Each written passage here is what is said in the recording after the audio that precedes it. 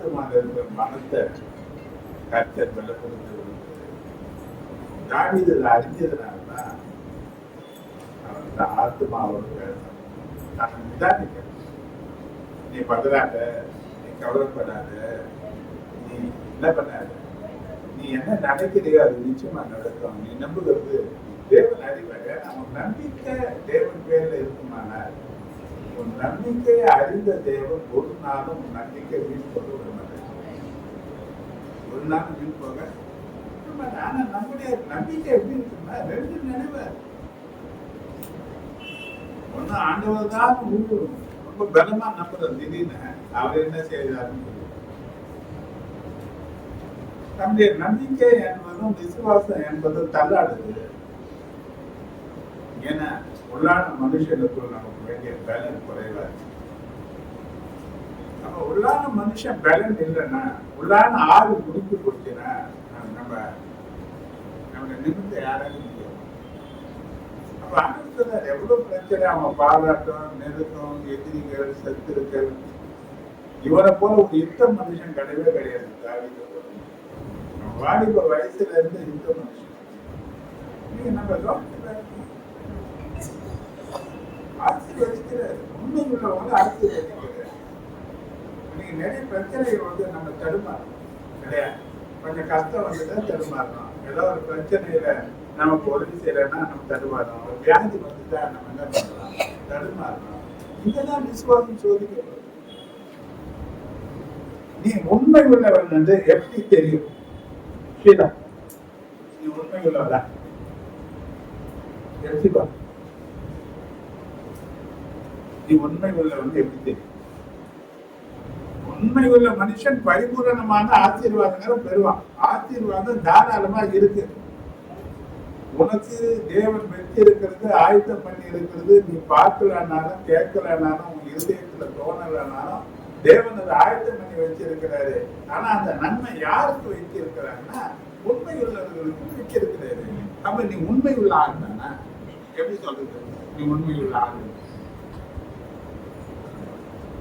நான் உண்மை உள்ள வந்து எப்படிங்க சொல்றது? சோதனைகள் தான் அவனை சோதிக்கும். சில பிரச்சனைகள் வரும்போது நான் பரபர அது ஒரு பாடம். அந்த பிரச்சனையில நீ கற்றுக்கொள்ள வேண்டிய வாழ்க்கையின் பாடத்தை கத்துக்கினா அடுத்த லெவல்ல முன்னேறி போகும். அந்த பாடத்தையே நீ சரியா, ஒரு பிரச்சனை வருது, ஏன் வந்தது? ஒரு மனுஷன் யார் என்பதை உனக்கு கற்றுக் கொடுப்பதற்கு அது அவசியம். ஒரு கஷ்டம் வந்துச்சு, ஒரு கடன் வந்துச்சு, ஒரு 10 ரூபாய் மதிப்பு உனக்கு எப்ப சொல்லி தர்றாங்க? ஒரு 10 ரூபாய் என்பது, ஒரு 100 ரூபாய் என்பது நமக்கு அப்படி தூக்கி எரியிற காசு போல இருக்குது. ஆனா 10 ரூபாய் கூட இல்லாத ஒரு நிலை வரும்போது 10 பைசாங்கிறவனை மதிக்க மாட்டாங்க. எப்ப தெரியுது நமக்கு அது அருமை? அப்ப அந்த சம்பாதிக்கிறதுக்கு பலனை தந்ததே தேவன் தான் இல்லையா? அப்ப தந்தாரு. ஆனா நம்ம எவ்வளவு காரியத்தை மனுஷர்களை நம்பி, அவங்களை நம்பி, இவங்களை நம்பி வாரி அடைச்சோம். ஆனா நம்முடைய சூழ்நிலை பிரச்சனை வரும்போது இப்ப 4 பேரை பாக்குறோம், அவனோட கண்டுக்காத போயிங்க. எப்ப புரியுது? எப்பதான் அறிவு வருது நமக்கு? அப்ப யோசிப்போம், இதை என்ன பண்ணக்கூடாது, இது என்ன அதுக்கு ஆத்மா கூட பேசுறது. இப்ப தனியா பேசுவாங்க, நான் என்ன பண்ண போறதில்ல, எவனையும் நம்ப போறதில்ல, இப்ப எவனையும் நம்ம சார்ந்திருக்கு போறதில்ல, எவனா ரெடியா போட்டோம், நம்ம வழி நான் பாத்துக்கலாம். பேரத்தை பேசணும்னா ஒன்று நான் பேசுறேன், எனக்கு நானே தெரிஞ்சுக்கிறேன். இனிமேல் நான் என்ன பண்றேன், எதுல ஒரு அப்ப ஆண்டவர் சொல்றாரு, நம்புகிற காரியத்தை கர்த்தர் அறிவார், உன் தேவைகளை கர்த்தர் அறிவார். முழங்கால் படி இடுவதற்கு முன்னதாகவே உன் தேவைகளை அறிந்திருக்கிறேன்னு சொன்ன ஆண்டவர் உன் எண்ணங்களையும் விருப்பங்களையும் அவர் அறிந்திருக்கிறார். ஆனால் அதை அவர் உனக்கு செய்வதற்கு ஒரு தெரிந்து வைக்கிறார். உண்மையாதான் இருக்கா உன் மனசு, உன் மனம் என்னதான் சார்ந்திருந்தா? இல்லைன்னா ஒரு பிரச்சனை முடிஞ்சா உன் மனசு வேற பக்கம் தாவிடுமா? யாராவது அப்ப தேவன் ஆசீர்வதிக்கிறதெல்லாம் தேவ ராஜ்யத்தை சார்ந்து செயல்படுவதற்காக தான் கர்த்தர் நம்ம ஆசீர்வதிக்கிறார். அல்லேலூயா. கொடுத்த நல்ல சங்கீதத்திற்காக நன்றி சோத்திரம். அல்லேலூயா. நீ நம்புகிறது அவராலே பத்தாத. ஒரு ஆரோக்கியமா சுகமா வேணுமா? அவர்தான் பரிகாரி. அவர்தான் அதற்காக காரியங்களை ஏற்றுக்கொண்டவர். அவர்தான் அதற்காக தன் ரத்தத்தை சிந்தினவர். அவர் அதற்காக கல்வாரி சிலுவையில் அர்ப்பணித்தவர். இப்போ யாரை எதிர்பார்க்குது? சில பிரச்சனைகள் உடனே தீராது. சில பிரச்சனைகள் நாளாகும், சில பிரச்சனைகள் மரணம் சரியாயிடும். ஆனா அவன் நம்பிக்கை அல்ல. கர்த்தரையே நம்பி இருக்கிற மனுஷனை உயர்ந்த அடைக்கலத்துல கர்த்தர் எங்க வைப்பாரு? அவன் கீழான இடத்துல இருக்க மாட்டான். ஏன்னா அவன் மனுஷன் மேல நம்பிக்கை வைக்கல. எல்லாவற்றையும் உருவாக்கிற தேவன் பேருக்கு நம்பிக்கை வைக்கிறதுனால கர்த்தர் அவன் ஒருபோதும் விட மாட்டாரு. அவன் நம்பிக்கை வீணா போகிறதுக்கு விட மாட்டாரு. கர்த்தர் அவரை ஆசீர்வதிப்பார். நதிய அடுத்ததாக சாட்சி உள்ளவங்க ஆண்டவரை மையப்படுத்த சுருக்கமா அவங்க நேரம் குறைவா இருக்கு. கடந்த 8 மாதங்கள் நடத்திருக்கிறார்கள். 9ஆம் மாதத்தில் தேவன் தாமே கடந்த 8 மாதங்களில் தேவன் ஒவ்வொரு மாதத்துக்கு தன்னை கொடுத்து எங்களை நடத்தினார். கடந்த நாளை விட 6ஆம் தேதி எங்கள் திருமண நாளுக்கான தேவன் கிருபை செய்தார். 43 வருடங்களை முடித்து 44வது வருடத்தை காண தேவனாய் கர்த்தர் கிருபை செய்த அநேக பாடுகள், அநேக உபத்திரங்கள், வியாதிகள், பலிகள் இருந்தாலும் இந்த நாளிலே ஜீவனோடும் பலத்தோடும் சுகத்தோடும் தேவனுடைய சமூகத்திலே தேவனை எங்களை கொண்டு நிற்கிறார்களா? கர்த்தரை ஸ்தோத்திரிக்கிறேன். ஆமென்.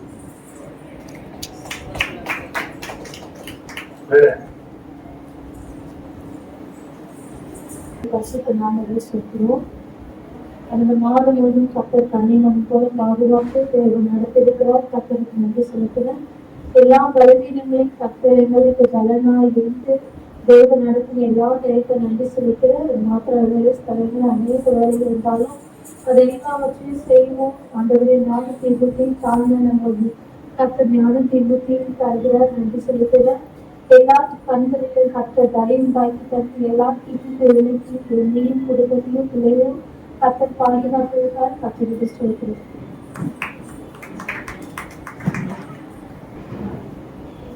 கர்த்தருடைய பரிசுத்த நாமத்துக்கு மகிமை உண்டாவதாக. தேவன் தாமே கடந்த 8 மாதம் அளவும் கண்ணிமணி போல பாதுகாத்து 9ஆம் மாதத்துல தேவனுடைய சமூகத்துல மற்றவர்களை கொண்டு நம்ம பார்த்து எத்தனைகளுக்காக இறந்ததுக்காக நான் ஆண்டவருக்கு கொடான கோடி நன்றி செலுத்துறேன். 9ஆம் மாதத்திலும் இந்த 4ஆம் தேதி ஆண்டவர் எனக்கு ஒரு வயது கிருபையாய் தந்தார். ஆண்டவருக்கு கொடான கோடி நன்றி செலுத்துறேன். குடும்ப வாழ்க்கையில ஆண்டவர் சமாதானத்தை கொடுத்தார், சந்தோஷத்தை கொடுத்தார். எவ்வளவோ தேவைகள் மத்தியில நாங்கள் கடந்து போனாலும் ஒவ்வொரு நாளும் தேவன் எங்களோடு கூட இருந்து எந்த ஒரு சமாதான கேடுகள் வராதபடிக்கு சமாதானத்தை ஆண்டவர் தந்தார். நல்ல கணவரை ஆண்டவர் கொடுத்திருக்கார், நல்ல பிள்ளைகளை கொடுத்திருக்கிறார். வேலைஸ்தலத்துக்கு கடந்து போக கிருபையை கொடுத்திருக்கிறார். ஒவ்வொரு நாளும் பலவீனங்கள் இருந்தாலும் தேவன் என்னோடு கூட இருந்து என்னை பலப்படுத்தி என்னை தைரியப்படுத்தி எல்லாவற்றையும் ஆண்டவர் செய்யத்தக்கதான பலனையும் ஆண்டவர் கொடுத்திருக்கார். அதற்காக நான் ஆண்டவருக்கு கொடான கோடி நன்றி செலுத்துறேன். இந்த நாட்களில எங்களுக்கு திருமண நாள் 10வது வருடம். இந்த நாள்ல ஆண்டவருடைய சமூகத்துல இந்த நாளை நாங்க நினைவு கூர்ந்து அதை நாங்க கொண்டாடுறது ரொம்ப ரொம்ப மகிழ்ச்சி. ஆண்டவர் நாளை அந்த புதிய வருடத்தை ஆண்டவர் கிருபையாய் கொடுத்திருக்கிறார். தேவன் செய்த எல்லா நன்மைக்காக, எல்லா கிருபைகளுக்காக, எல்லா ஈவுகளுக்காகவும் ஆண்டவருக்கு கோடான கோடியை நன்றி செலுத்துற சாட்சியதாமி தேவன் ஆசீர்வதிப்பார்கள். ஆமென்.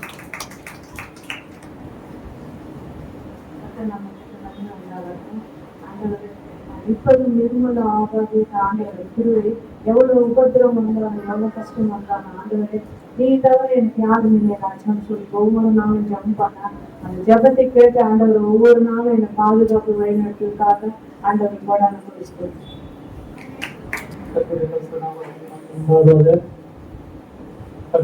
கடந்த 8 மாதங்களோட தேவனை கண்டிப்பாக பண்ணி போல தேவன் பாதுகாத்தார். ஒவ்வொரு நாளும் இந்த போக்கில மரத்திலும் தேவன் எங்களோடு கூட இருந்தார். பாதைகள் அனைத்தையும் தேவன் எங்களுக்கு செவையானதாக தேவன் மாற்றி கொடுத்தார். அதே போல குடும்பத்தில் ஒவ்வொருவரையும் தேவன் பாதுகாத்தார். எந்த ஒரு ஆபத்தும் இல்லாதபடிக்கு தேவன் எல்லாரும் சுகமாக இருக்கும்படியான கிருபைகளை தேவன் கொடுத்தார். அது மட்டுமல்லாமல் இந்த நாட்களில் கூட விதமாக 9 வருடங்கள் முடிந்து இது 10வது வருட திருமண நாளை காணும்படியாக தேவன் குடும்பமா இங்கு காணும்படியாக கிருபைகளை கொடுத்த கிருபைகளுக்காக நாங்கள் நன்றி செலுத்துகிறோம். எந்த ஒரு ஆபத்தும் நேராதபடிக்கு கடந்த 9 வருடமும் சரி, எந்த ஒரு பிரச்சனையும் இல்லாதபடிக்கு தேவன் எங்களை சமாதானமாய் நடத்தி கொண்டு வந்தார். இந்த புதிய நாளில் தேவன் கொடுத்த கிருபைகளுக்காக நாங்கள் தேவன் அதிகமாக நாங்கள் சொத்தரிக்கிறோம். தேவன் தாமே சாட்சி ஆசீர்வாதத்தை அங்கீகரிப்பார்கள்.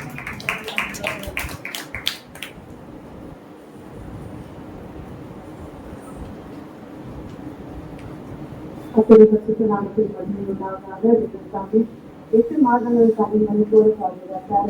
9ஆம் ஆண்டிலும் ஒரு வாரத்தில் அதற்காக நான் கற்பனை சேர்த்துக்கிட்டேன். ஒவ்வொரு நாளும் தேவன் பாதுகாத்து வருகிறார். தமிழ்நாடுகளும் நான் வேலைக்கு போகும்போது வரும்போது அந்த தரம் என்னோடு இருந்து ஒவ்வொரு நாளும் என் பாதுகாப்பு ஏற்படுவதற்காக நான் செலுத்துகிறேன். எத்தனையோ தேவைகள் மக்கள் நான் இருந்தாலும் ஒவ்வொரு நாளும் அற்புதமாய் அதிசயமாய் நடத்தி கொண்டு வருகிறார். அதுக்காக நான் கற்பனை செலுத்திருக்கேன். அவர் செய்த எல்லா நன்மைக்காக நன்றி செலுத்துவேன். இந்த சாட்சியை ஆசிரியர்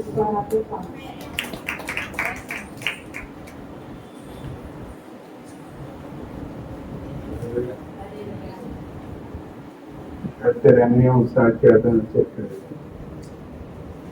43 வருடங்கள் திருமண வாழ்க்கையில கடந்த 44வது வருடத்துல கஷ்ட வருடத்திற்கு எனக்கு தயவு பாராட்டினார்.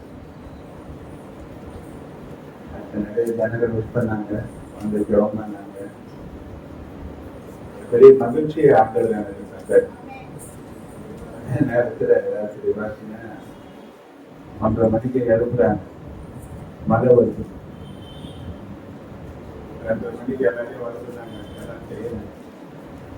எனக்கு சாப்பிட்ட ஆகாரம் ஜீர்ணிக்காம ராத்திரி ஒரே வலியும் வேதனையும் எரிச்சலும். ஆனா கர்த்தர் இங்க வருவதற்கு வெளியே பலன் நீக்கிறதையும் தந்து ரொம்ப நான் நெருப்பதும் நிர்மலமாகாமல் இருக்கிறது கர்த்தருடைய கிருபை. இந்த வருஷம் என்னை தாங்கினார், என்னை ஏந்திர சுமக்கிறார். நல்ல தகப்பனா எனக்கு இருக்கிறார் என்பதற்கு நான் சாட்சியா இருக்கிறேன். இந்த சாட்சி ஆசீர்வதிப்பார். அல்லேலூயா, அல்லேலூயா. அன்னையோட ஸ்தோத்திரம். நாளைக்கு ஒரு திருமணம் நடக்கும். எனக்கு வேண்டிய பலனை கடனும் சபை எனக்காக இருக்கும். பல பலவீனங்கள் இருக்குது. ஆனாலும் கர்த்தர் ஒரு ஊழியத்தையும் தவறாம எனக்கு நடக்கிறது. எனக்கு வேண்டிய கிருபையை கர்த்தர் தரணும். நிறைய போராட்டங்கள்லாம் பார்த்தீங்கன்னா நிறைய ஜனங்கள் இந்த திருமணம் கூட பார்க்க மாட்டாங்க வந்துடுறாங்க. எனக்கு ஜெபிக்கிறதுக்கு சரீரத்தில் நல்ல சுகர் தரன் ஆரோக்கியத்தை தரேன். நீங்க ஜெபித்தீங்க நான் விசுவாசிக்கிறேன். கர்த்தர் உங்களை ஆசீர்வதிப்பாங்க. அல்லேலூயா. நீங்க உதாரணமே நமக்கு பாக்கிங் பிரேயர் இருக்கு. சபை ஜெபத்துல வளரும். மாசத்துல ஒரு நாளாவது உபவாச ஜெபத்துல பண்றதுல அதுக்கு உபத்திரவத்தை கட்டாயம் போகும். உங்க பிரச்சனைய தீர்க்கிறதுக்கு அது வழிவகுக்கும். ஞாயிற்றுக்கிழமை ஒரு நாள் அதுலயும் நீங்க சரியா இல்லை. ஜெபம் உன்னை பாதுகாக்கும் சொல்லிட்டு லூக்கா 21:36 சொல்றாரு.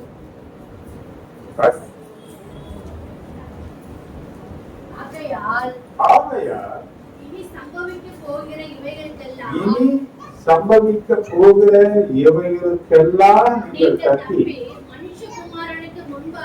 மனுஷகுமாரனுக்கு முன்பாக எந்த பாத்திரவான்களாய் எண்ணப்படுவதற்கு எப்பொழுதும் ஜெபம் பண்ணி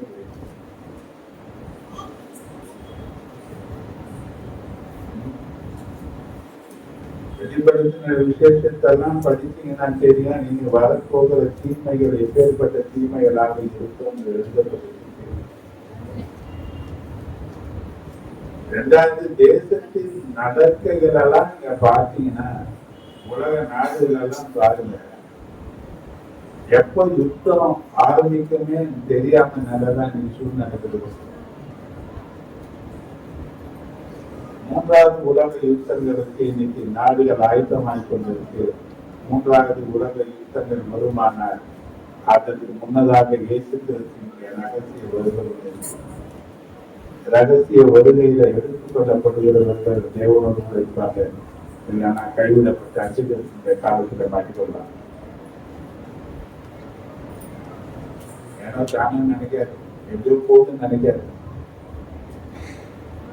எவ்வளவு நேரங்களை நாம வீணடிக்கிறோம்.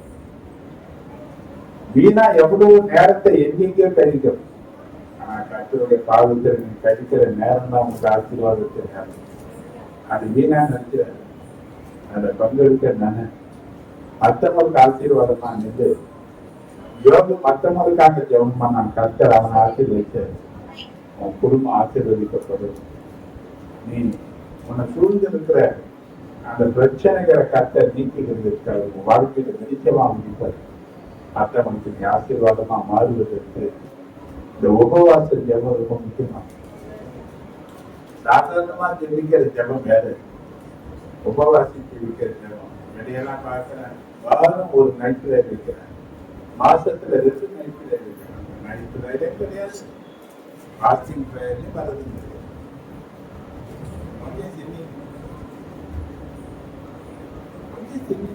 நாம எல்லாம் ஒரு நாள் பரலோகம் போனோம்னு நினைச்சுதான் நம்ம வந்து இருக்கிறோம். ஆனா போகுமான்னு கொஞ்சம் யோசிக்கணும். எதுக்குதான் நம்ம போயின்னு இருக்கிறோம், நேரங்களை எதுக்குதான் செலவழிச்சுன்னு இருக்கிறோம். 5 பேர் வந்தாலும் நடக்குது, 10 பேர் வந்தாலும் நடக்குது, 30 பேர் வந்தாலும் நடக்கதான் செய்யுது. ஆனா நேரங்களை நீங்க வீணடிச்சுட்டு பிரச்சனை நேரத்துல தவிக்காதீங்க. கர்த்தர் உனக்கு கொடுத்திருக்கிற அந்த நேரங்களை நீ கர்த்தருக்காக பயன்படுத்தினீங்கன்னா கர்த்தர் உன்னை அநேகருக்கு ஆசீர்வாதமா வைக்கிறார். அதே போல நம்ம காரியங்களுக்கு சபையினுடைய தேவைகள் அதிகமா இருக்கு. இந்த மைக்கெல்லாம் பார்த்தீங்கன்னா கேட்ஜெட் மைக்கெல்லாம் ரிப்பேர் ஆயிடுச்சு, கீழே போட்டாங்க. 2 மைக்கும் சரியா ஒர்க் ஆகுது. ஏற்கனவே இந்த மைக்கும் அப்படிதான் இருக்கு. ஒரு மைக்கு வாங்குறதுக்கு நம்ம காசு கொடுத்துருக்குறாங்க. குறிப்பிட்டு கட்டாயம் வாங்கணும். ஏன்னா நீங்க நிக்கிறீங்க, நிக்கிற போது பைபிளோட கூட தைரியம் தான் பெருசா நிக்குது. அதை வச்சு ஒரு வெயிட் கம்மியா இருக்கிற வாங்கினா வேற பைபிள்ல வாங்கினா அது 25,000 ரூபாய் மேல இருக்கு. அதான் கொண்டு வந்து சேர்க்கறதுக்குன்னா அந்த கடையில் இருக்கு. வண்டிகள்லாம் போனால் ஒரு 27,000 28,000 சேர்த்து அவ்வளோ பணம் இல்லைன்னா கூட சுதாகர்கிட்ட சொல்லியிருக்கிறேன். அவருக்கு பிஸியா இருக்கிறார். அவர் கர்த்தர் அவருக்கு கிருபை பாராட்டணும், ஏதாவது ஒன்று செய்யணும். இதில் இருக்கிற சாமி கந்தசாமி தான் செய்து கொடுத்தார். இன்னைக்கு வரலாம் அவர் இல்லைனாலும் கூட அவர் செய்து வச்சிருக்க கர்த்தருடைய சமூகத்தில் தான் நிற்கிறது. கர்த்தருடைய சமூகத்தில் நிற்கிறதுக்காக எதையாயும் செய்யும். எவ்வளவு காசு நம்ம செலவழிக்கிறோம், எவ்வளவு நம்ம வீணா கொடுக்கிறோம், எவ்வளவு காசு ஏமாந்து போகிறோம், எவ்வளவு காரியங்கள் நமக்கு தெரிஞ்ச பரவாயில்ல போட்டு நிற்கிறோம். கர்த்தருக்காக நீ செய்த ஒவ்வொரு காரியமும் கர்த்தருடைய சமூகத்தில் நிற்கும். இல்லைன்னா வாசித்து பாருங்க எல்லாருக்கும்.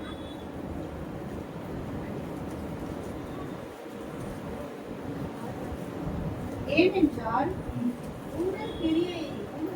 உங்கள் கிரியையும்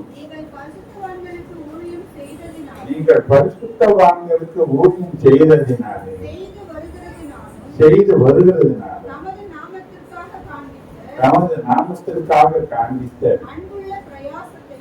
அன்புள்ள பிரயாசத்தையும் மறந்து விடுவதற்கு தேவன் அநீதி உள்ளவர் அல்ல.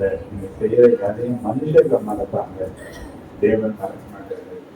அப்ப தேவனுடைய நினைவுல இருக்கும்படியாக நாம ஒருமனப்படும். ஒரே ஆள் மேல எந்த பாக்கியம் இருக்க முடியாது. சேர்ந்து செய்வதற்கு முன்ன வருவோம். கர்த்தர் நம் சபையின் தேவைகளை சந்திப்பாராக. கர்த்தர் உண்மையாக ஆசீர்வதிப்பார். அல்லேலூயா.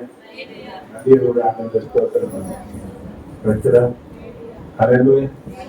மாதத்தின் வாக்குத்தத்தத்தை எத்தனை பேர் ஞாபகம் வச்சிருக்கீங்க? எத்தனை பேர் தெரியும்?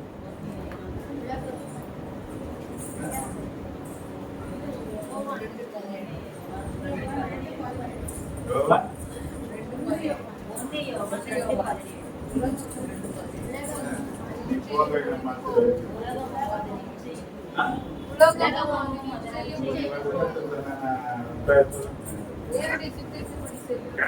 சொல்லணும். ஒரு வசனத்தை சொன்னா ஒன்னும் பைபிள்ல கையில வைக்கணும் மனப்பாடமா எத்தனை பேர் தெரியும்?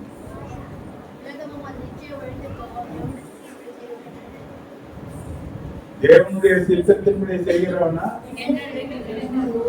அது தயங்கி தயங்கி தயங்கி தயங்கி குழந்தை வந்து இந்த ஆஹா ஈகி சொல்றாங்க அது மாதிரி சொல்லிட்டு. அப்ப ஒவ்வொரு வார்த்தையும் தொட்டா வரணும். வார்த்தை ஏற்ற சமயத்துல நீ சொல்லக்கூடிய வார்த்தை தான் பெரிய ஆசீர்வாதம். அப்ப வேத வசனங்கள் வாக்கு தத்தங்கள் எல்லாம் தேவனாக கொடுக்கப்பட்டு இருக்கிறவரினால வாக்கு தத்தம் வாழ்க்கையின் வெளிச்சம். இந்த வாக்கு தத்தங்களை ஒவ்வொரு நாளும் வாழ்க்கையில நீ பேசி தேவனுடைய ஆசீர்வாதங்களை சொல்லுங்க. வாக்கு தத்தங்கள் ஆண் என்று ஆமீன் என்று இருந்து சொல்லப்படுது. அப்ப இன்னைக்கு சொல்றாரு உலகமும் அது நிச்சயம் ஒழிந்து போகும். தேவனுடைய சித்தத்தின்படி செய்கிறவனும் என்றைக்கும்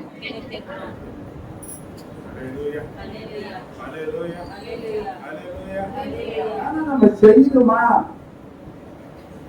தேவனுடைய சித்தத்தின்படி செய்கிறவனும் என்றென்றைக்கும் நிலைத்து நிற்பான். பல பிரச்சனைகள் மோதும், பல போராட்டங்களை நீ சந்திக்கலாம், பல இக்கட்டுகள் உன் வாழ்க்கையில சூழலாம். நன்மை செய்த உனக்கு தீமைகள் வரலாம். நன்மையை எதிர்பார்க்கிற உனக்கு துரோகங்கள் வரலாம். பல நிலையான பிரச்சனைகள் போராட்டங்கள் உன்னை அசைக்கக்கூடிய நிலைகளில உன்னை சந்திக்கலாம்.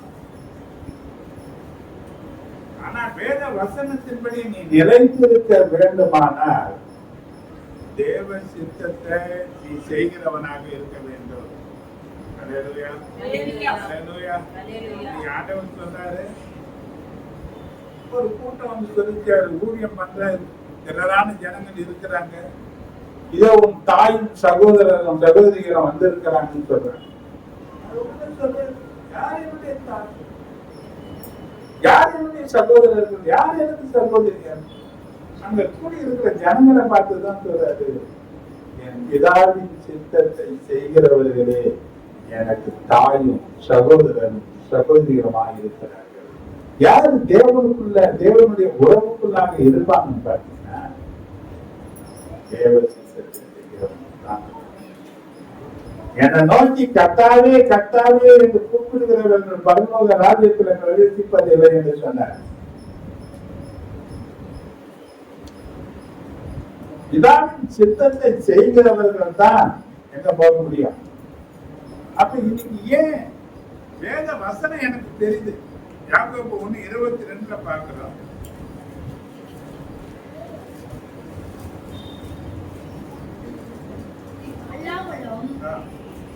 நீங்கள் உங்களை வஞ்சியாதபடிக்கு, நீங்கள் உங்களை ஏமாற்றிக் கொள்ளாதபடிக்கு திருவசனத்தை கேட்கிறவராய் மாத்திரமல்ல, திருவசனத்தை கேட்கிறவர்களாய் மாத்திரமல்ல, அதன்படி செய்கிறவராயும் இருங்கள்.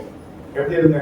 அதன்படி செய்கிறவராய். எத்தனையோ வருஷமா கேட்கிறாங்க திருவசனத்தை கேட்க. அதை எப்படி செய்யணுமா? அதிகாரியை ஜபிக்கிறவர் எனக்கு கண்டடைவார்கள் சொன்ன அதிகாரியே நமக்கு தெரியுமா?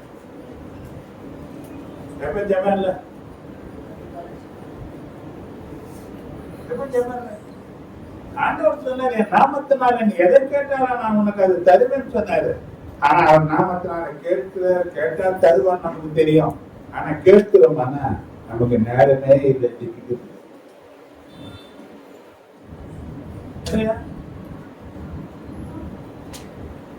1 பேதுரு 2:24 நமக்கு தெரியும். நான் பாவங்களுக்கு செத்து நீதிக்கு பிழைக்கத்தக்கதாக. பாவங்களுக்கு செத்து நீதிக்கு பிழைத்திருக்கும்படிக்கு அவர் தாமே நமது சரீரத்திலே தமது சரீரத்திலே நம்முடைய பலவீனங்களை சிலுவையிலே சுமந்தார். நம்முடைய பலவீனங்களை சிலுவையிலே சுமந்தார். அவருடைய தழும்புகளாலே நாம் குணமானோம் என்பது நமக்கு தெரியும். ஆனா இந்த வசனத்தை நமக்கு ஒரு மாத்திரையை போல நீ எடுத்து வேத வசனங்களை இது ஒரு ஆகாரத்திற்கு அடையாளமாக சொல்லப்பட்டிருக்கு. எப்படி சொல்லப்பட்டிருக்க இல்லையா? மத்திய 4:4 பாத்தீங்கன்னா ஏற்று சொல்றாரு, மனுஷன் அப்பத்தினால மாத்திரமல்ல தேவனுடைய வாயிலிருந்து பிறக்கிற ஒவ்வொரு வார்த்தையினாலையும் பிழைப்பான். இந்த வார்த்தை உனக்கு பிழை கூட்டக்கூடியது, இந்த வார்த்தை ஆவிக்குரியது, இந்த வார்த்தை ஒரு போராயுதமாக இருக்கு. இந்த வார்த்தை உன் வாழ்க்கையில வளமான காரியத்தை நடப்பிக்கக்கூடியதாக இருக்கு. ஆனா அந்த வார்த்தையை எந்த அளவுக்கு உன் வாழ்க்கையில நீ ஆகாரமாக எடுத்துக்கிற, இல்லைன்னா மருந்தா எடுத்துக்கிற. நம்ம கையில இருக்கிற வேத புத்தகத்துக்கு இன்னொரு பெயர் இருக்கு. அதுக்கு என்ன பெயர்னு பார்த்தீங்கன்னா மருந்து புத்தின்னு சொல்லுவாங்க. என்ன சொல்லுவாங்க? என்ன புத்தி? அப்போ வியாதிகளுக்கு வேண்டிய மருந்துகள் எல்லாம் எங்க அடங்கி இருக்குன்னு பார்த்தீங்கன்னா இந்த புத்தகத்துல எழுதி இருக்கு. அல்லேலூயா, அல்லேலூயா. அப்ப ஏன் நம்ம வசனத்தை தெரிஞ்சு வச்சிருக்கிறோம்? வசனம் நம்ம கருத்துப்படி ஒரு வசனத்தை சொன்னா உடனே பைபிளை திருப்பாம பேசுவாங்க. சங்கீதம் 23 அப்படின்னு சொன்னா ஒண்ணு கர்த்தரின் மேய்ப்பராய் இருக்கிறார். பைபிளை திரும்ப மாட்டாங்க. வசனம் தெரியுது. ஆனா நீ ஆடா இருக்கிறியா? அவர் மேய்ப்பரா தான் இருக்கிறாரு.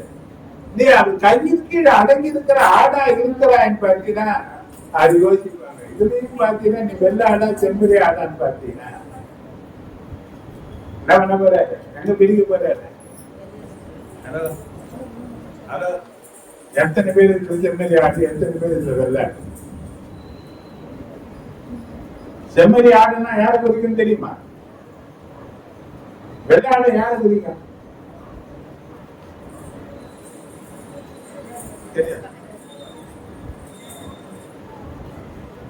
வெள்ளாட்டு பாய்க்காடு சொன்னாங்க.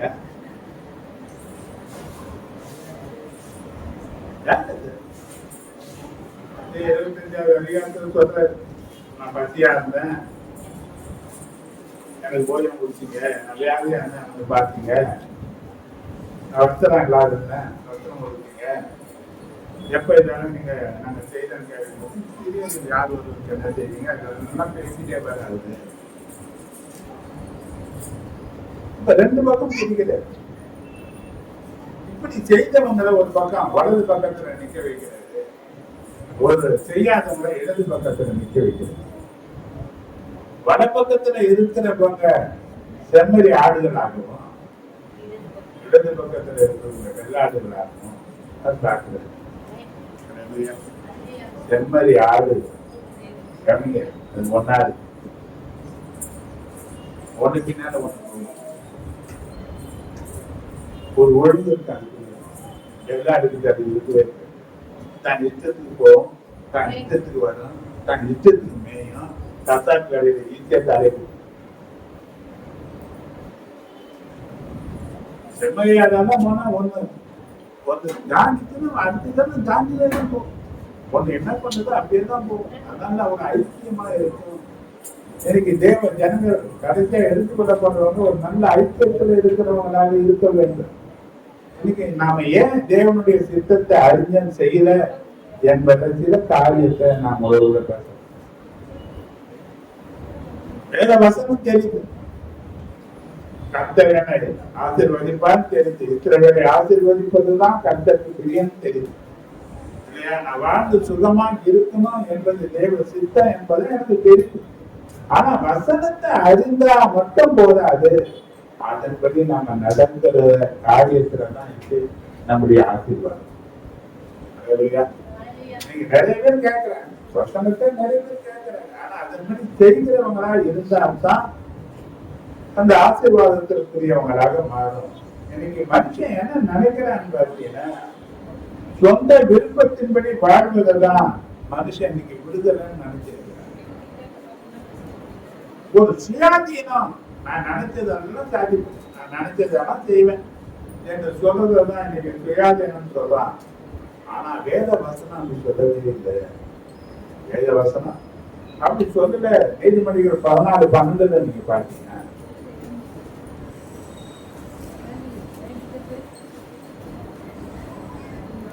மனுஷனுக்கு செம்மையாய் தோன்றுகிற வழி உண்டு, மனுஷனுக்கு செம்மையாய் தோன்றுகிற வழி உண்டு, அது முடிவோ அதன் முடிவோ மரண வழிகள். எங்க எங்க போய் நிறுத்திக்க? ஆரம்பம் நல்லாதான் இருக்கேன், எல்லாமே ஜாலியா தான் இருக்கான், சந்தோஷமா தான் இருக்கான், அன்னைக்கு இருக்கிற மகிழ்ச்சிக்கு அளவில்லாம தான் இருக்கான். ஆனா முடிவு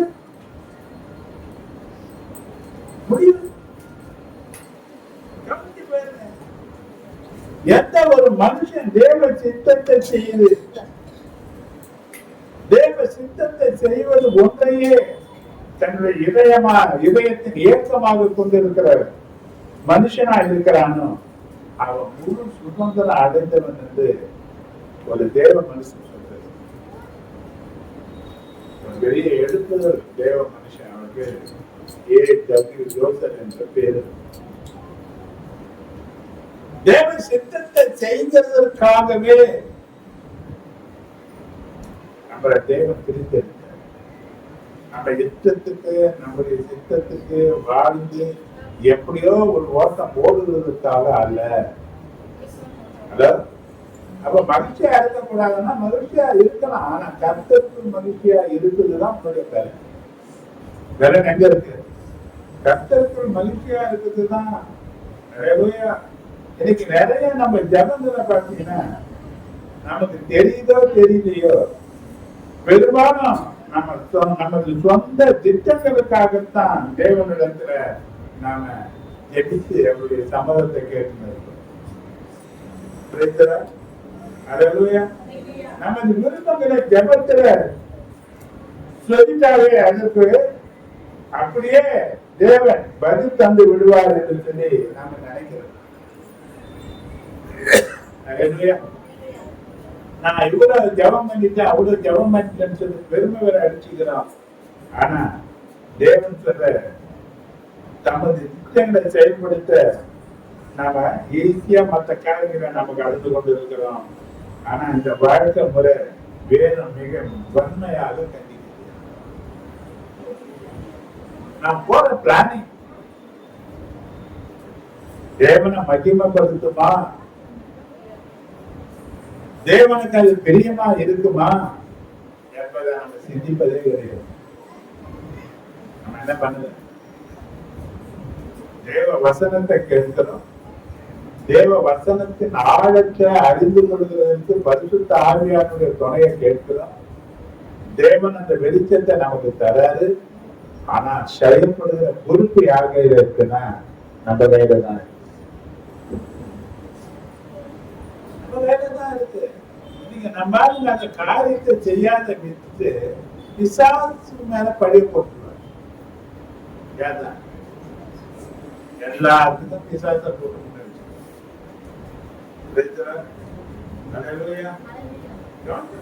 யாக்கோபு 4வது அதிகாரம் 13வது வசனத்தை வாசித்து பாருங்க.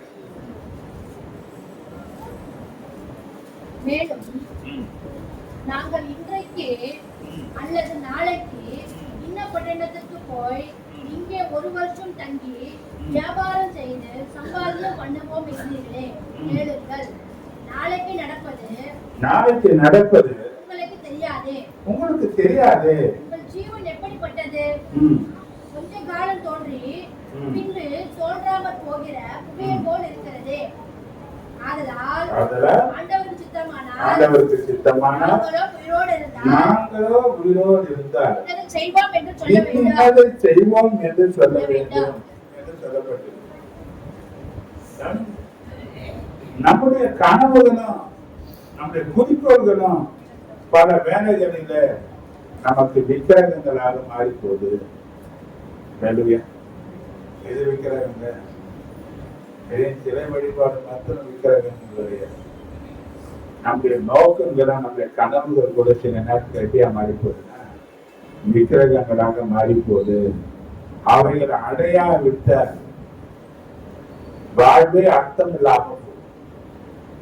வாழ்வே அர்த்தம் இல்லாம போகுது. இவ்விதமான மனப்பான்மையோடு ஏறெடுக்கப்படக்கூடிய ஜெபங்கள் தேவனை கேலி பண்ணக்கூடிய ஒரு பரியாசத்திற்கு அடையாளமாக சொல்லப்பட்டு இருக்கிறது. நமது வழியிலேயே சென்று நமது விருப்பங்களையே அனுபவிக்க தேவன் நம்மை விட்டுவிட வேண்டும் என்று சொல்லி நாம் எடுத்துக் கொண்டிருக்கிறோம். சில காரியங்கள் எல்லாம் தேவ சித்தத்துக்கு ஏற்றதா இல்லாம நீ தேவனை பிடிவாத பிடிச்சி கேட்டீங்கன்னா அது விட்டுவது.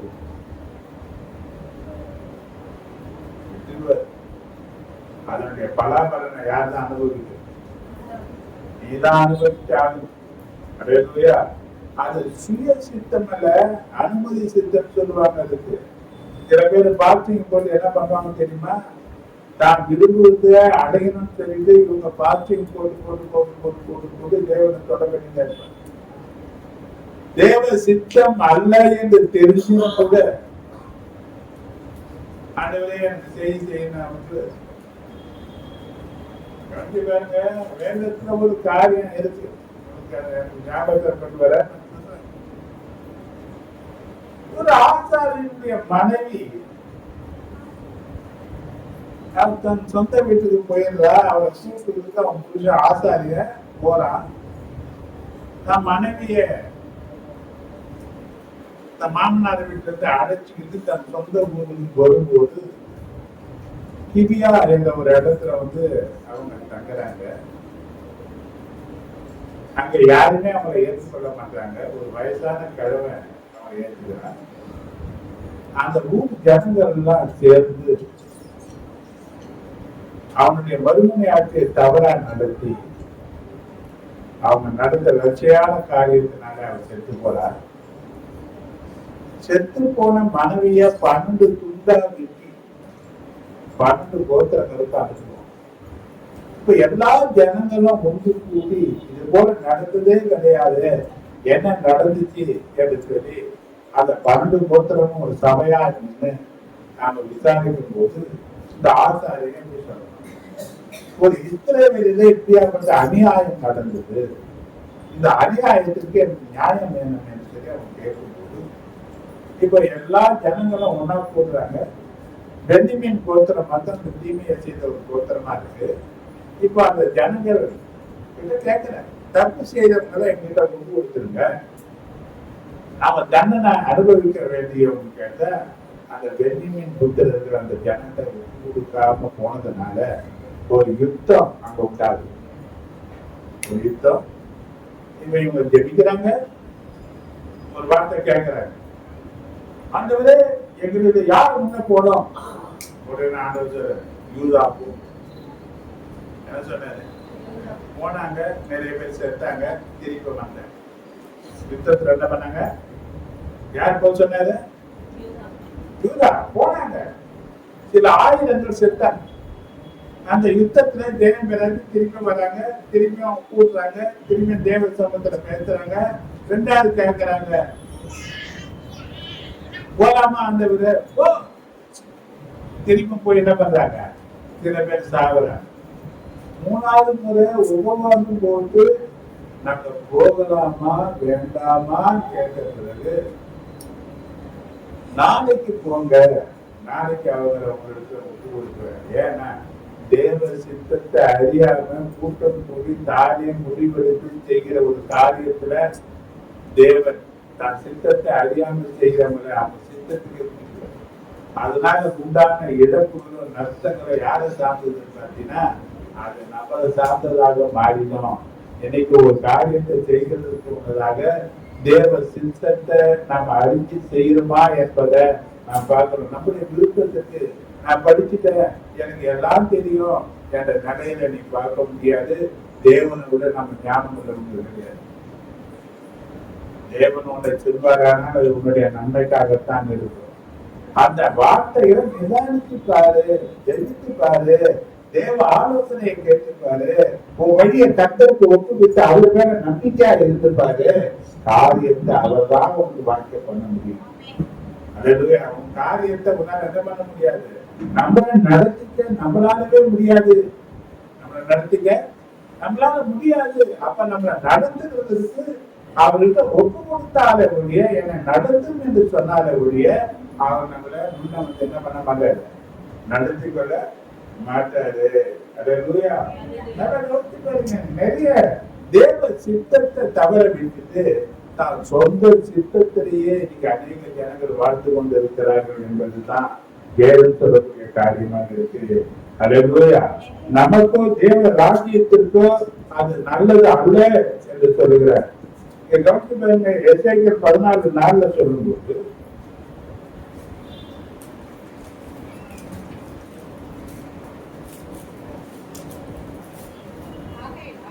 ஆகையால் அவர்களோட பேசி சொல்ல வேண்டியது என்னவென்றால், இஸ்ரவேல் வம்சத்தார் தன்னுடைய நரகலான விக்கிரகங்களை தன் இருதயத்தின் மேல் நாட்டி தன் அக்கிரமமாகிய இடரலை தன் முகத்துக்கு எதிராக வைத்துக் கொண்டிருக்கிற எவனாகிலும் தீர்க்கதரிசியினிடத்தில் வந்தால் கர்த்தராகிய நான்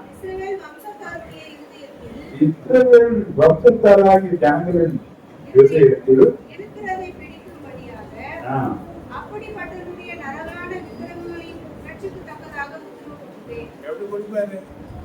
உன் இருதயத்துல என்ன வச்சிருக்கிறியோ, என்ன நோக்கங்களை வச்சிருக்கிறியோ, என்ன கனவுகளை வச்சிருக்கிறியோ, அது தேவ சித்தம் அல்லாததா இருக்குமானால் அதுக்கேற்றதான உத்தரவு தான் உனக்கு நான் தருவேன்னு சொல்றாரு. அப்ப இன்னைக்கு கிறிஸ்தவ வாழ்க்கை என்பது சுயாதீனத்திலிருந்து, சுயாட்சியில இருந்து இறையாட்சிக்கு மாறுவதே மனம் திரும்பிய பவுனுடைய முதல் கேள்வியா இருக்கு. அப்போஸ்தலர் 9:6 அவன் கேட்கிறான்,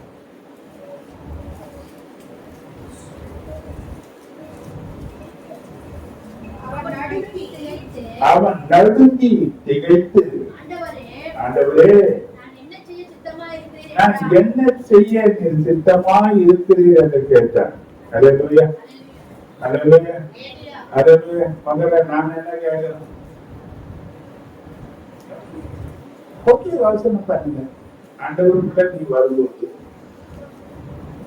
ஆண்டவருடைய ரட்சிப்பை நீ பெற்ற போது கொஞ்சம் நிறைய யோசனை பண்ணிப்பாரு. வெளிப்பற்ற 2 நாள்ல அப்படிதான் பேசுற. நீ ஆதியிலே கொண்டிருந்த அன்பை விட்டாய் என்று சொல்லி உன் பேர்ல எனக்கு ஒரு குறை உண்டு என்று பேசுறார். ஆதியில் இருந்த அன்பு எதையும் தேவனுக்காக செய்யக்கூடியதாக இருக்குது. ஆண்டவருக்காக நாம ஆண்டவருக்காக காத்திருந்தோம். இன்னைக்கு நிலை வளர்ந்த பிறகு ஆண்டவர் நமக்காக காத்திருக்கோம். என்ன நிலையில வந்திருக்கிறோம்? இப்ப யாரை விட வளர்ந்துட்டு இருக்கிறோம்? நம்ம யாருக்காக வளர்ந்து இருக்கிறோம்? அப்ப இன்னைக்கு நம்முடைய சுய சித்தத்தை நாம மாற்றிக் கொள்ளாவிட்டால் வாழ்க்கை முழுவதுமே நாம் தேவ சித்தம் செய்வதில் தவறிக்கொண்டே இருக்கோம். நம் சித்தத்தை நமது விருப்பத்துக்கு எதிராக தேவன் மாற்றவே மாட்டார். இது நாமவே தன்னார்வத்திலிருந்து செய்ய வேண்டிய ஒரு காரியம் என்பதை நாம் அறிந்திருக்க வேண்டும். இந்த வேத புஸ்தகம் எழுதி கொடுக்கப்பட்ட தேவ சித்தம். இதுல எழுதப்பட்டிருக்கு எது தேவ சித்தம், எது தேவனுக்கு சித்தம் அல்லாதது என்பதை இதுல எழுதி கொடுத்துட்டாரு. இத பிரசங்கிக்கிறதுக்கு சபையில தன்னுடைய ஊழியக்காரர்களையும் கத்தர் வைத்திருக்கிறாரு. ஆனா வேத வசனத்தை கேட்டும் அந்த சித்தத்தை நிறைவேற்றுகிறதுக்கு இன்னைக்கு நம்ம நல்லா மாத்துக்கு ஆண்டவரேன்னு சொல்லி இவங்க மாற மாட்டாங்க, ஆண்டவருக்கு கேட்க மாட்டாங்க. இங்க மனம் திரும்புதல் வருமானால் அப்போதுனாகிய பவுல் வேத கலாச்சாரையில படிச்சவன், நியாயப்பிரமாணத்தின்படி அவன் கற்று தேர்ந்தவன், கமாலியல் என்றதான வேத பண்டிதனிடத்துல அவன் கற்றுக்கொண்டவன், அன்னைக்கு அரசாங்கத்துல பேரும் புகழுமாக வாழ்ந்தவன், பெரிய படிப்பாரி, பெரிய படிப்பாரி, நல்ல வேதத்துல எல்லாவற்றையும் தேர்ந்தவன். இப்ப தேவன் இவனை சதிக்கிறார். இவன் ஊழியம் செய்யறான். கிறிஸ்துவை தொழுது கொள்வதில் எல்லாம் சிறைப்பிடிக்கிறான், அவங்களை தண்டிக்கிறான், ஜெயில போடுறான், அவங்களை துன்பப்படுத்துறான். இது தேவனுக்கு செய்யற ஒரு ஊழியமாக அவன் நினைச்சு அவன் செய்யறான். அது ஏன் அவன் செய்தான்னா, யார் மேல இருக்கிற விருப்பம் கசப்பெல்லாம் கிடையாது. அவன் தேவனுக்காக ஊழியம் செய்யறான் என்ற நினைப்புல அவன் அதை செய்யறான். தேவன் அவனை சந்திக்கிறார். பகல்ல ஒரு பெரிய வெளிச்சத்துல அவனை சந்திக்கிறார். அவன் கண்கள் உள்ளாக்கி போகுது. அவன் பார்வை இழந்தவனாக விழுந்துகிறான். இப்ப உபவாசம் போட்டு அவன் ஜெபிக்கிறான். இப்ப தேவன் அவனோட பேசுகிறதுக்கு சொல்ல அவன் கேட்கிறான். ஒரு சத்தத்துல பேசுற, சவுளே சவுளே என்னை ஏன் நீ துன்பப்படுத்துகிறாய் என்று கேட்கும் போது அவன் பயப்படுறான். நடுங்கி திகைத்துன்னு எழுதப்பட்டிருக்கு. ஆண்டவரே நீர் யார் என்று கேட்கிறான். ஆண்டவரே நீர் யார்? நான் என்ன செய்ய நீர் சித்தமாக இருக்கிறீன்னு கேட்கிறான். நான் என்ன செய்யணும்? முதல்ல அவன் கேட்டான், நீங்க யாரு? என்னை ஏன் சந்திச்சீங்க? நான் என்ன செய்யணும்? உன்னை ஏன் சந்திச்சாரு? அவர் யாரு? நீ என்ன செய்வதற்காக உன்னை தெரிந்து கொண்டாரு? நம்ம என்ன செய்யறது?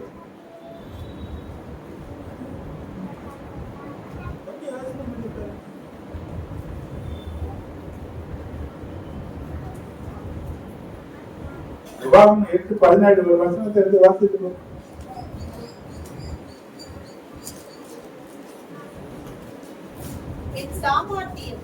என் சாமர்த்தியமும் என் கை பெறணும் இந்த ஐஸ்வர்யத்தை எனக்கு சம்பாதித்தது என்று நீ உன் இருதயத்திலே சொல்லிக் கொள்ளாமல் இருக்கும்படிக்கு எச்சரிக்கையாய் இருந்து யார நினைக்கணுமா? எப்படி இருக்கு? நம்ம வேலைக்கு போறாங்க, தயாரு, தூங்குறாங்க, ஏந்திக்கிறாங்க, சாப்பிடுறாங்க, போறாங்க. தேவனை நினைக்கிறதுக்கு நேரம் இல்லை. சம்பாதிக்க பெரும் நேரத்தாங்க. ஒரு பலவீனம் வந்துட்டுன்னா ஒரு மாசம் சம்பாதிக்கிறது ஒரே நொடிக்குள்ள செலவாயிடும். லட்சக்கணக்கில் இன்னைக்கு கொடுத்து இன்னைக்கு ட்ரீட்மெண்ட் பார்க்கக்கூடிய நிலையில இருக்கு. ஒரு லட்சத்தை சம்பாதிக்க எத்தனை மாதங்கள் ஆகும்? கொஞ்சம் யோசனை பண்ணிப்பாரு. ஒரே 2-3 நாளைக்கு வேற யார் தரனா? அவர் சொல்றாரு, என்ன நீ மறக்காத, இது என் சாமர்த்தியம் சொல்லாத, இது என் கைப்பறன்னு சொல்லாத. தேவன் சொல்றாரு, இதை சம்பாதிக்க நான் தான் உனக்கு பலன் கொடுத்தேன், என்ன மறக்காத, என்ன நீ மறக்காத அப்படின்னு சொன்னாங்க. நீங்க நான் என்ன பண்றது? ஏன் பண்ற? ரொம்ப டயர்டு பார்த்து ராத்திரி நான் ரொம்ப லேசா பார்த்தேன்னா என்னாச்சு? யார சந்திக்கிற நினைப்பில்ல. அப்ப கர்த்தர் வெச்ச நிலையில கொஞ்சம் யோசனை பண்ணிப்பாரு. உனக்கு ஞானத்தை கொடுத்தாரு, மனுஷனுக்கு தெளிவு கொடுத்தாரு, போக்கைய வரத்தை காட்டாரு, ஒவ்வொரு நாளும் நடலா இருந்து உன்னை பாதுகாக்கிறாரு. நீ உன்னை எப்போ பட்சிக்கிற சிங்கங்களை போல யாரை விடுகலாமோ என்று சுத்தி திரிகிற ஜனங்கள் மத்தியில உனக்கு தானியேலை பாதுகாத்தா மாதிரி உன்னை பாதுகாத்திருக்கிறாரு. ஒருத்தனை எதிர்த்து நிற்கக்கூடாத அளவுக்கு ஞானத்தை கர்த்தர் உனக்கு கொடுத்து மற்றவங்க மத்தியில உன சிங்கத்தை போல நிக்க வைக்கிற ஆண்டவர் அவர் சொல்றாரு, என்ன நீ மறக்காத என்று சொல்லும் போது நம்ம என்ன பண்றாங்க? காலையில வேலைக்கு போனது மறக்கிறது இல்லை, சாப்பிடுறத மறக்கிறது இல்லை, வேற பங்கன் அதெல்லாம் மறக்கிறது கிடையாது. ஆனா கர்த்தரை நான் மட்டும் என்ன பண்றேன்? ஏன் இவர் மடிக்க தயப்படுத்துறது? ஏதாவது தப்புனா ஊர்ந்து 2 வாட்டி கண்ணீர் விட்டு அழுத்துனா பண்ணிடுவேன். பட்டிக்கிற அக்கினியா இருக்கிறார் என்பது மறக்க. அவர் யாரா இருக்கிறார்? யாரா இருக்கிறாரு? அவர் சொல்றாரு, தேவ சித்தத்தை செய்ய நீ தவறுவாயானா இருதய கடினத்திற்கே உனக்கு நான் ஜெபம் பண்ணி எவ்வளவு கேட்கிறேன், நீ கேட்கவா, நான் கேட்ட வார்த்தையின் பண்ணி மனம் திரும்புவாயானால் அது உனக்கு ஆசீர்வாதம். அல்லேலூயா.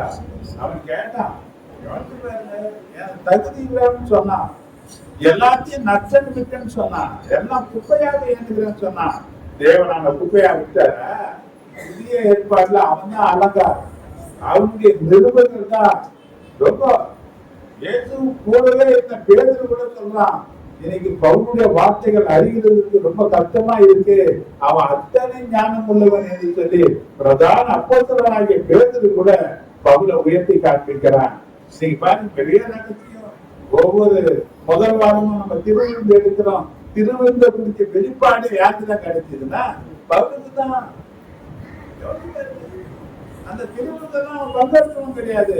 அதை குறித்த தேவனுடைய வெளிப்பாடு யாருக்கு கிடைச்சுன்னா, ஏன்னா இவன் தேவ சித்தத்தின்படி நடக்கிறதுக்கு தன்னை ஒப்பு கொடுத்தான்.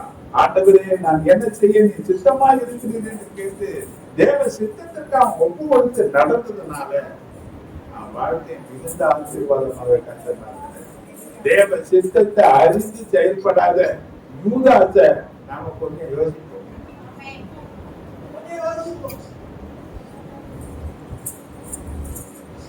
இப்ப அவன் வாழ்க்கை எப்படி போச்சு? இவன் அழைக்கப்பட்டவன் தானுங்க, இவன் தெரிந்து கொள்ளப்பட்டவன் தானே, 12 அப்போஸ்தலர்கள் ஒருத்தனா தெரிந்து கொள்ளப்பட்டவன் தானே. இவன் ஏன் இப்படி அழிவுக்கு விட்டாராண்டு? கவனிங்க, தேவ சித்தத்தை அறிந்தும் இவன் செய்யாம போனான். அதுக்கு பிறகு சொல்றான், குற்றமில்லாத ரத்தத்தை நான் காட்டி கொடுத்ததுனால நான் பாவம் செய்தேன்னு சொன்னான். அந்த ஆசாரியர்கள் சொல்றாங்க, அது முன்பாடு அவன். இதனுடைய விளைவு என்ன ஆச்சுன்னா, அவன் தற்கொலை பண்ணி சாகுறதுக்கு காரணமா போச்சு. இதே தப்பெல்லாம் பேதம் பண்ணா, சத்தியமா எனக்கு தெரியவே தெரியாதுன்னு சொன்னான். ஆண்டவர் முதல்ல சொன்னாரு, எனக்கு தெரியாதுன்னு. 2 முறை சேவல் கொடுத்துக்கிறேன், 3 தடவை என்ன மறுதளிப்புன்னு சொன்னேன். அந்த பேதுரு மனம் கசந்து மனம் திரும்பி அழுகிறதுனால தேவன் தனியான அழைப்பு அவனுக்கு கொடுக்கிறாரு. உயிர் தெரிந்த பிறகு சொல்றாங்க, பேதுரு கிட்ட சொல்லுங்க,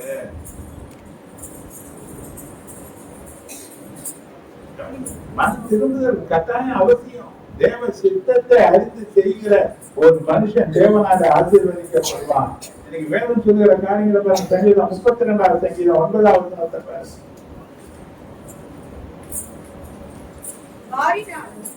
வாரினாலும் கடிவாளத்தினாலும் என்ன கட்டப்படனா? நிறைய பேர் வாய் கட்டப்பட்டதே மாட்டேன். வாய் இன்னைக்குது கட்டப்படாததா இருக்கு. கட்டப்பட்டாலே உடைய சேராத புத்தியில்லா குதிரையை போலவும் கோமேறு கழுதையை போலவும் இருக்க வேண்டாம். அல்லேலூயா. இன்னைக்கு நமக்கு என்ன வேணும்? கடிவாளமும் வாதம் தேவை என்னும் நிலை மாறினாலே ஒழிய அந்த 8வது வசனத்தின் ஆசீர்வாதத்தை நான் பெற்றுக்கொள்ள முடியாது. நான் உனக்கு போதித்து நீ நடக்க வேண்டிய வழியை உனக்கு காட்டுவேன், கண்ணை வைத்து உனக்கு ஆலோசனை சொல்லுவேன். அல்லேலூயா. தேவனுடைய கண் பார்வையிலே புரிந்து கொண்டு அதன்படி நடக்கிற ஜனங்களாக நாம் இருப்போமானால் நாம் மிகுந்த ஆசீர்வாதங்களை கட்டளை சம்பந்தம் பெற்றுக்கொள்வோம். அல்லேலூயா. தனித்து இயங்குவதற்கு தமக்கு இருந்த வல்லமையும் அதிகாரத்தையும் தாமாகவே கலைந்து வைத்து விட்டு 10வது அதிகாரம் 7வது அப்பொழுது தேவனே உமது சித்தத்தின்படி செய்ய இதோ வருகிறேன்.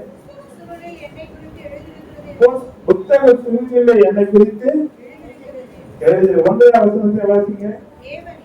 தேவனே உமது சித்தத்தின்படி செய்ய இதோ வருகிறேன் என்று சொன்னபோது தன்னை அர்ப்பணித்துக் கொண்டதால் இயேசு பூவுலக வாழ்க்கை ஒருபோதும் நம்மள பிதாவின் சித்தத்தை செய்ய அவர் தவறவே இல்லை.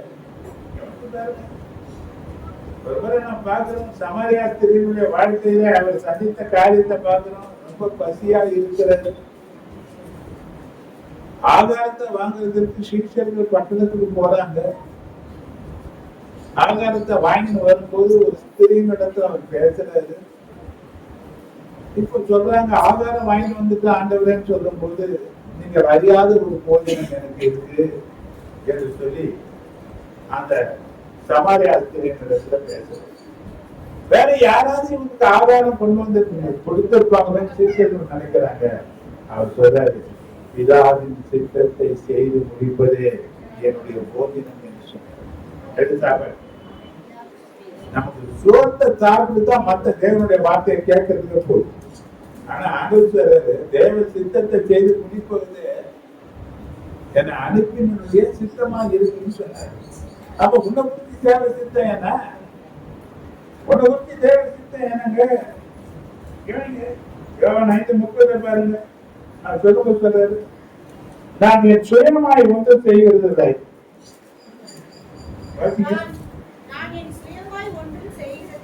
நான் என் சுயமாய் ஒன்றும் செய்கிறதில்லை. நான் கேட்கிறவரையே நியாயம் தீர்க்கிறேன். எனக்கு சித்தமானதை நான் தேடாமல் என்னை அனுப்பின பிதாவுடைய சித்தமானதையே நான் தேடுகிறபடியா என் தீர்ப்பு நீதியாயிருக்கிறது என்று சொன்னார். இயேசு வாழ்ந்த காலகட்டத்தில் நான் சுயமா ஒன்றும் பேசுறேன், நான் சுயமா ஒன்றும் செய்யற. எனக்கு பிதா எதை காண்பித்தாரோ, எதை பேச சொன்னாரோ, எதை நான் கேட்டனோ அததான் நான் பேசுறேன் செய்யறேன் என்று சொல்லி தேவ சித்தத்தை நிறைவேற்றினவராக இன்னைக்கு மனுஷகுமாரனாக இயேசு கிறிஸ்துவ வேதம் நமக்கு தெளிவா காண்பிக்கிறது. அதனாலதான் பிலிப்பியர் 2வது அதிகாரம் 10-11 நாம பார்க்கிறோம்.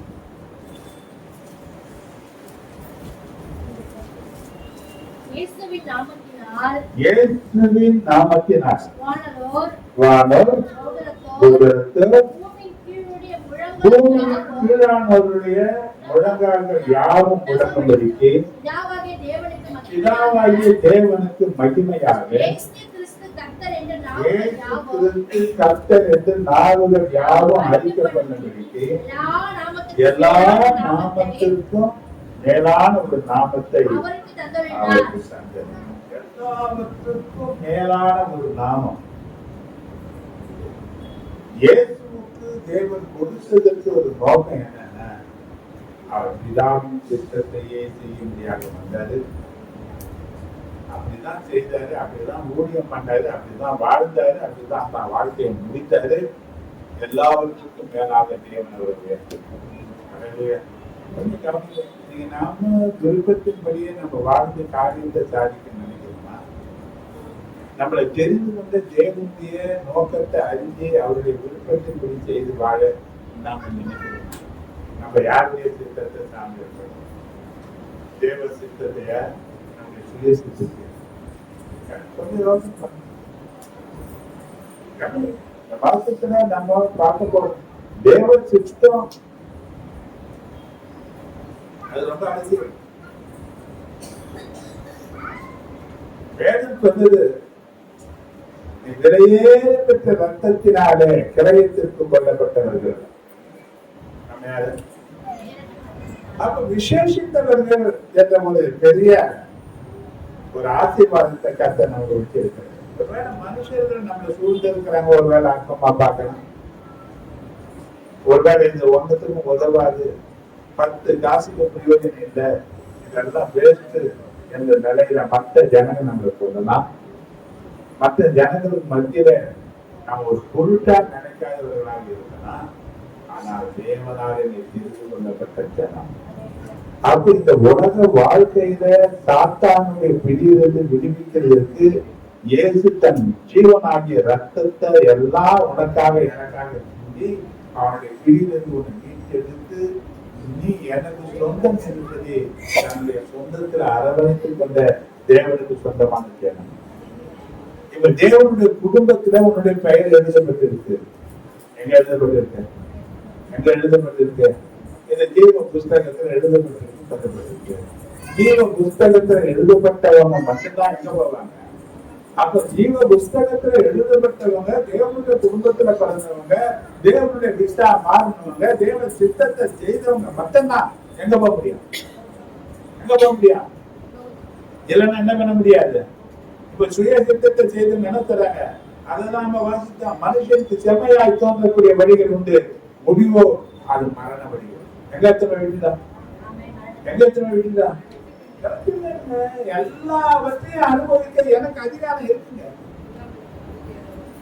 எல்லாத்தையும் அனுபவிக்க, ஆனா எல்லாம் தகுதியா இருக்குமா என்பது நாம தான் தெரிவிக்கணும். பவுல் சொல்றாரு, எல்லாம் எனக்கு தகுதியா இராது. நீ சந்தோஷமா வாழ்வதற்கு தேவன் எதிரி கிடையாது. ஆனால் தேவ சித்தத்தின்படி நீ வாழ்ந்து தேவனுடைய ராஜ்யத்தை நீ சுதந்திரிக்க வேண்டியவங்க தான் தேவன் எதிர்பார்க்கிறார். பிசாசு நம்மள வேற பக்கம் வழி தப்பி தெரிய விட்டதாதபடிக்கு தேவ சித்தத்தை நாம் அறிய வேண்டும். இத கொரிந்தியர் 1:9 பவுல் ஜெபிக்கிறார். நம்ம எதுக்கான ஜெபிக்கிறதே கிடையாது. இது நிமித்தம் நாங்கள் அதை கேட்ட நாள் முதல் உங்களுக்காக இடைவிடாமல் ஜெபம் பண்ணுகிறோம். நீங்கள் எல்லா ஞானத்தோடும் ஆவிக்குரிய விவேகத்தோடும் அவருடைய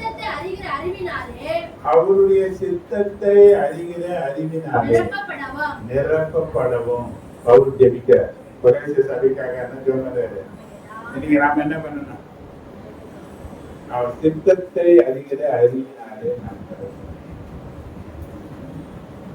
சித்தம் பார்த்தீங்கன்னா 2024:1 நம்ம பார்க்கிறோம்.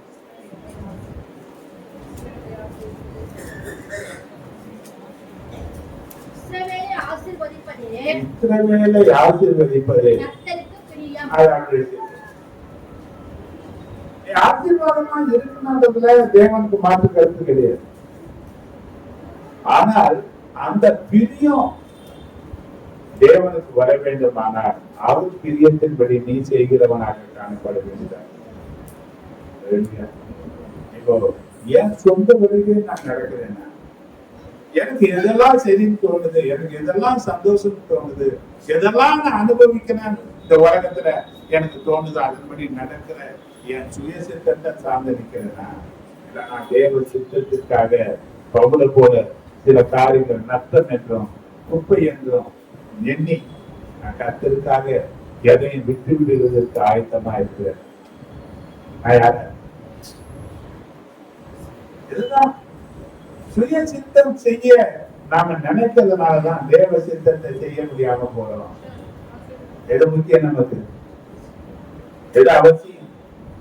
கவனிங்க, உறவுகள் தேவனால கொடுக்கப்பட்ட உறவுகள், உறவு விட தேவன் பெரியவர்.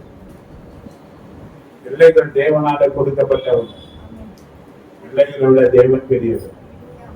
வேலை செய்ய பலன் தேவன் தான் கொடுத்தாரு. நீ வேலையில வச்சிருக்கிற விசுவாசத்தை விட தேவன் மேல வைக்கிற விசுவாசம் தான் உனக்கு பெருசு. நீ இப்படி தேவனையே சார்ந்து வாழக்கூடிய நிலைகளில் இருப்பாயானால் உனக்காக கர்த்தர் யாவரையும் செய்து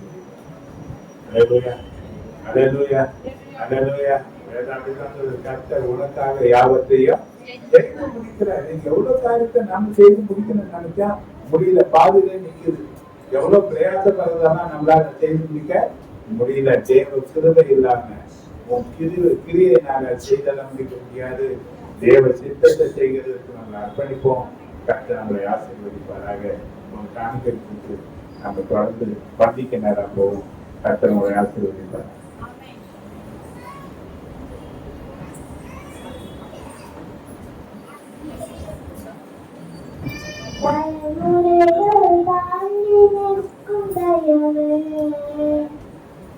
என் தலைநிமிர்ந்து வாழச் செய்யும் தயவு, தலைமுறைகள் தாண்டி நிற்கும் தயவு,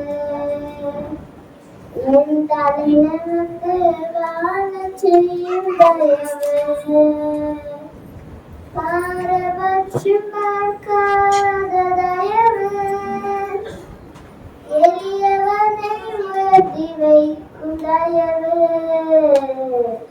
தலைமுறைகள் தாண்டி நிற்கும் தயவு, உங்க தயவு பெரியதே, உங்க தயவு சிறந்ததே, உங்க தயவு என்னை சேதமின்றி பாதுகாக்குதே.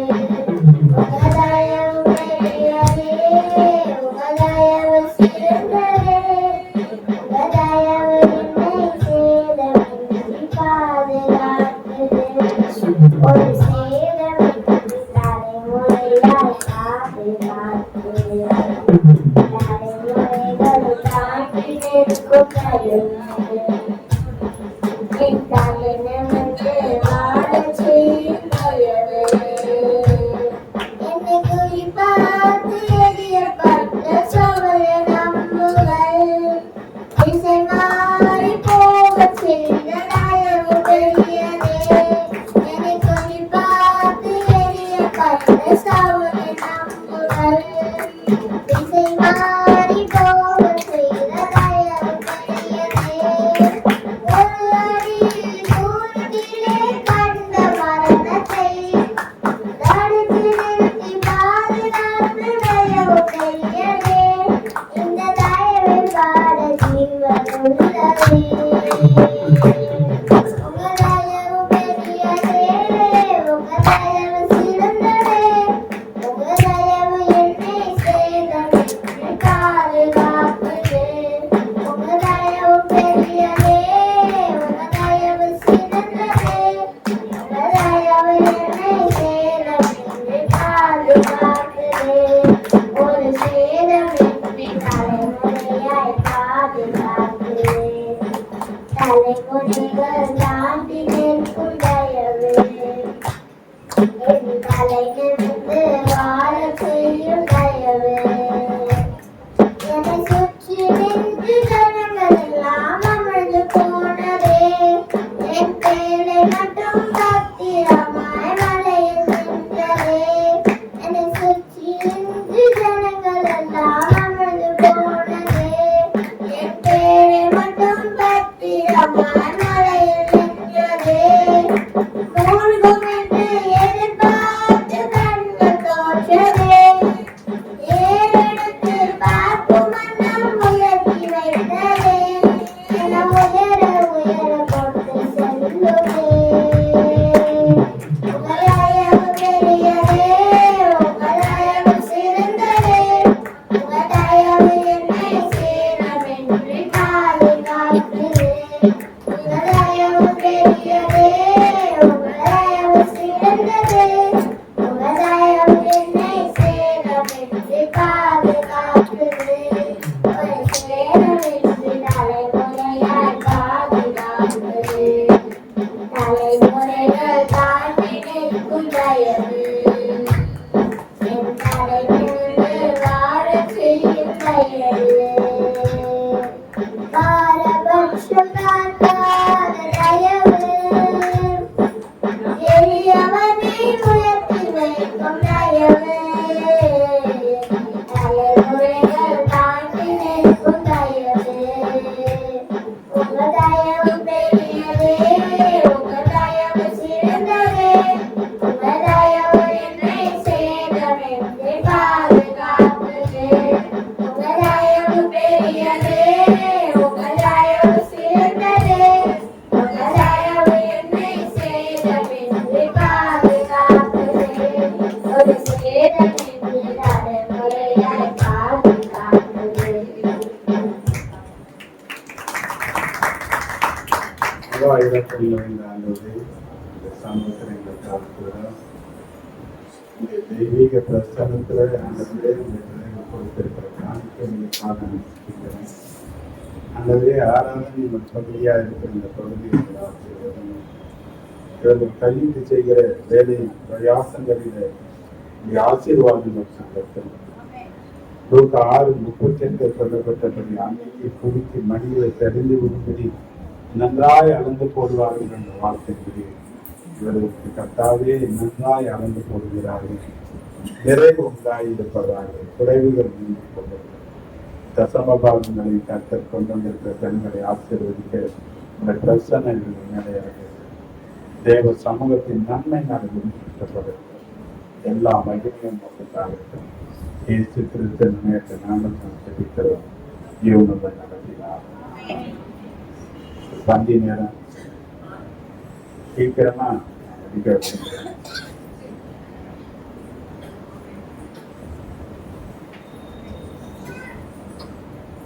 ஒன்று குழந்தையர் 11ஆம் அதிகாரம் 23 வரும் 25 வரும் வச்சு நான் உங்களுக்கு ஒப்புவித்ததை நான் உங்களுக்கு ஒப்புவித்ததை கர்த்தரிடத்தில் பெற்றுக்கொண்டேன். கர்த்தரிடத்தில் பெற்றுக்கொண்டேன். என்னவெனில் கர்த்தராகிய இயேசு தாம் காட்டிக் கொடுக்கப்பட்ட அன்று ராத்திரியிலே நாம் காட்டிக் கொடுக்கப்பட்ட அந்த ராத்திரியிலே அப்பத்தை எடுத்து ஸ்தோத்திரம் பண்ணி அதை பிட்டு நீங்கள் வாங்கி புசியுங்கள். இது உங்களுக்காக பிற்கப்படுகிற என்னுடைய சரீரமாய் இருக்கிறது. என்னை நினைவு கூறும்படி இதை செய்யுங்கள் என்றார். போஜனம் பண்ணின பின்பு அவர் அந்தபடியே பாத்திரத்தையும் எடுத்து இந்த பாத்திரம் என் ரத்தத்தினாலாகிய புதிய உடன்படிக்கையாய் இருக்கிறது. நீங்கள் இதை பானம் பண்ணும் போதெல்லாம் என்னை நினைவு கூறும்படி இதை செய்யுங்கள் என்றார். அல்லேலூயா. என்னை நினைவு கூறும்படி ஒவ்வொரு முறையும் இந்த பந்தியில நீங்க பங்கெடுக்க வரும்போதெல்லாம் ஒரு காரியத்தை நம்ம செய்து கொண்டிருக்கிறோம். அது என்னன்னா, இயேசு வரப்போகிறார் என்பதை நாம் நினைவு கொண்டு கொண்டிருக்கிறோம். ஆண்டவரும் சொன்னாரு, என்னை புசிக்கிறவன் என் நாளை பிழைப்பான் என்று சொல்லப்பட்டிருக்கு. தானே உயிர்த்தெழுதலும் ஜீவனமாய் இருக்கிறேன், ஒருத்தன் மரித்தாலும் பிழைப்பான் என்று சொல்லியிருக்கிறேன். இப்போ நாம் அவரை நினைவு கொண்டு கொண்டிருக்கிறோம். வரப்போற முதல் சொன்ன மாதிரி வெள்ளாடுகளையும் செம்மறி ஆடுகளையும் வெவ்வேறாக பிரிக்க போறாங்க. கர்த்தருக்கு ஊழியம் செய்தவங்களையும் ஊழியம் செய்யாதவங்களையும் தனித்தனியா பிழைக்க போறாங்க. விசுவாசிகளையும் அவிசுவாசிகளையும் தனித்தனியா பிரிக்க போறாங்க. இன்னைக்கு நாம எந்த பகுதியில இருக்கிறோம்? இன்னைக்கு இன்னொரு வசனத்தை நீ வாசிக்க முடியாது கேட்கிறேன். 1 யோவான் 3வது அதிகாரம் 2வது. பிரியமானவர்களே, இப்பொழுது தேவனுடைய பிள்ளைகளாய் இருக்கிறோம். இனி எவ்விதமாய் இருப்போம் என்று இன்னும் வெளிப்படவில்லை. ஆகிலும் அவர் வெளிப்படும் போது அவர் இருக்கிற வண்ணமாகவே நாம் அவரை தரிசிப்பதனால் அதை பார்க்கும்போது எப்படி இருக்கணுமா? அதை போல இருக்கணுமா? அவருடைய சுபாவங்களுக்கு நாம் பங்காளிகளாக இருக்கணுமா? அவர் பாவம் மற்றவனாக இருந்த நமக்குள்ள பாவம் இல்லை என்று சொல்லக்கூடிய நிலையில் இருக்குமா? மீறுதல்கள் இருக்கலாம், சில தவறுகள் இருக்கலாம். நான் ஒரு வசனம் சொல்லப்பட்டிருக்கு. 1 யோவான் 1 அதிகாரம் 9-10.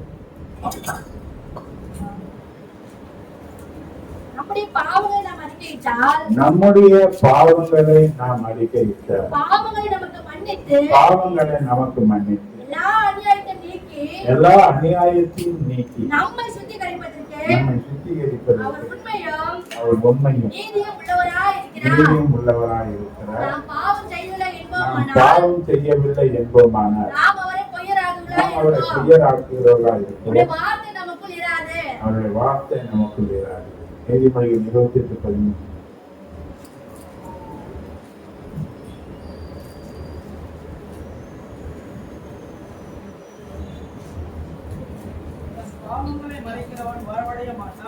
பாவங்களை மறைக்கிறவன் வாழ்வடைய மாட்டான். அதை அறிக்கை செய்து விட்டு விடுகிறவன் எவனோ இரக்கத்தை பெற்றுக் கொள்ளக்கூடிய ஒரு நேரம். பல காரியங்கள் செய்ய வேண்டியதை செய்யாம இருந்திருக்கும். செய்யாதன்னு சொன்னது செய்து இல்லையா? அப்படி இப்படி செய்ய இப்படி இருந்து சொல்லியிருப்பாரு, நம்ம அப்படி இருக்கணும். செய்யாதன்னு சொல்லியிருப்பாரு, அதை செய்திருக்கும். தேவனுடைய வார்த்தையை மீறுவதே பாவம். தேவனுடைய வார்த்தையை நான் அந்த பாவம் செய்தேன் இந்த பாவம் செய்தேன் நம்ம புத்தி காட்டுறது எல்லாமே வார்த்தைகள் தான் இருக்கு. வார்த்தையை மீறி இருப்போம்னா அது பாவம் தான். அந்த பாவத்தை நாம தொலைக்கிறதுக்கு 1 யோவான் 1:7 சொல்லப்பட்டு அவர் ஒளியிலே நடக்கிறது போல நாமும் ஒளியிலே நடந்தால் ஒருவர் ஐக்கியப்பட்டிருப்போம். அவர் குமாரனாகிய இயேசு கிறிஸ்துவின் ரத்தம் சகல பாவங்களையும் நீக்கி நம்மை சுத்திகரிக்கும் என்று சொல்லப்பட்டிருக்கு. சுத்திகரிக்கப்படுவோம், அவரோடு கூட இணைந்து ஐக்கியப்படுவோம். அந்த சரீரமும் அந்த ரத்தமும் நம் சரீரத்தினுடைய ரத்தத்தோடு இணைக்கப்பட வியாதிகள் மறைய, பலவீனங்கள் நம் சரீரத்திற்கு நீங்க, மரண கண்ணிகள் தெரிந்து போக, கர்த்தருடைய ஜீவன் தங்க.